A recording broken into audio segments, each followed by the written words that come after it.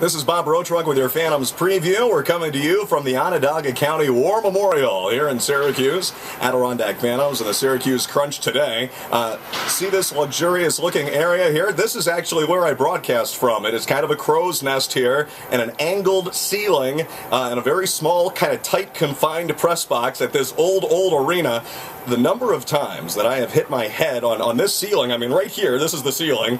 The number of times I have hit my head on the ceiling here, I don't even know. I can't even count that high. It is a little bit weird to navigate. I'm only 5'6" as well, yet, you know, you're walking here and you're always kind of ducking, making sure you don't hit things. There was one game here, just a quick story.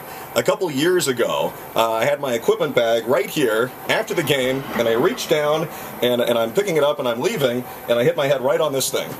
And it hurt.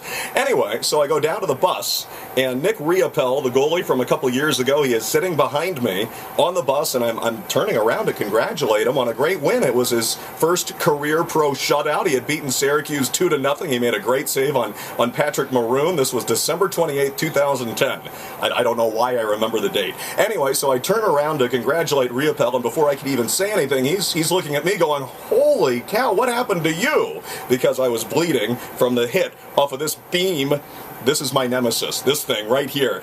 So it was kind of funny. I mean, these guys are used to seeing each other, you know, pretty beat up. They take some significant gashes across their faces and heads sometimes, as well as, you know, all over. Yet the radio announcer was the one who, I guess, had the ugliest looking injury because I had a little bit of blood. And so here is a slightly better view of the arena, I suppose. Adirondack Phantoms and the Syracuse Crunch tonight. Syracuse is on a 3-game winning streak, and in my opinion, probably the best team that we've played this year. I asked head coach Terry Murray that just yesterday, actually, and he said, well, yes, they are definitely one of the premier teams. They're the defending champions. He wouldn't go so far as to say, yes, they're the best team that we've played. In my opinion, I think they are. Adirondack has defeated Syracuse 2 out of the 5 times they have played. Last week, Adirondack lost to Syracuse, a 3-0 shutout win for their goalie, Riku Helenius. Phantoms did not have a very good game in that one, but they most certainly had a very good game their last time out, which was just a couple days ago on Wednesday. And they beat the St. John's Ice Caps, and I thought played one of their better games of the year. They certainly got off to a great start in that 18-shot barrage in the first period. Brandon Manning scored that goal in the first period. It was his first goal in quite a while. In fact, it was in this building that Manning had his first goal of the year. It was an overtime game winner here against Syracuse back on October 28th when the Phantoms came from behind dramatically and won it. So Eric Wellwood and Braden Shen, they also scored in that Wednesday game against Syracuse. The Phantoms were without Harper and without Ronaldo in that game on Wednesday. They were both out with the flu. Whether either or both will be back in the lineup today, we're going to find out at the last second. It does look like Zach Fitzgerald is going to be returning to the lineup today after he provided that early spark with that fight with Ryan Schnell in that game on Wednesday against St. John's. So Fitzy, he's all excited if he's back in the lineup today, which is what I believe it is looking to be. And Terry Murray was very complimentary on the performance that Fitzgerald gave, especially on his game up at the left wing, a position that he did play some last year. He's listed as a defenseman, but he has played some at forward. Now 3 games out of his 6 this year for Adirondack, and he's only played in 6 games. They have been at forward, and of course he's very popular among the fans, many of whom remember him well when he was with the Albany River Rats. Game time in Syracuse is at 7:30, and so the Pepsi Countdown to Face-Off on the radio is at 7 o'clock. It's the first of a weekend homestand, or a weekend road trip, rather.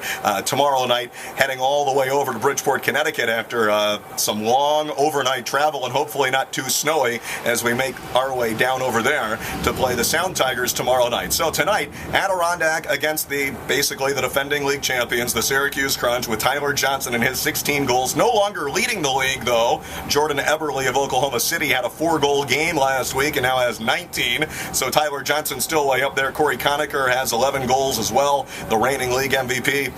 If you saw either of the games back at the Glens Falls Civic Center the past couple of weeks against Syracuse, you know that they are very, very good, and we've had quite a few scraps with them. It has gotten testy and kind of nasty. Jason Atkinson had that fight with Matt Tarmina, formerly of the Albany Devils, in that game last week. Time again.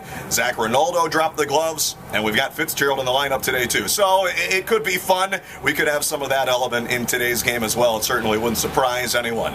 The 6th out of 8 regular season meetings for the Phantoms and the Crunch, the 3rd of our 4 visits here to the Onondaga County War Memorial at On Center. Game time tonight at 7:30. Pepsi Countdown to Face Off at 7 o'clock on Q101.7.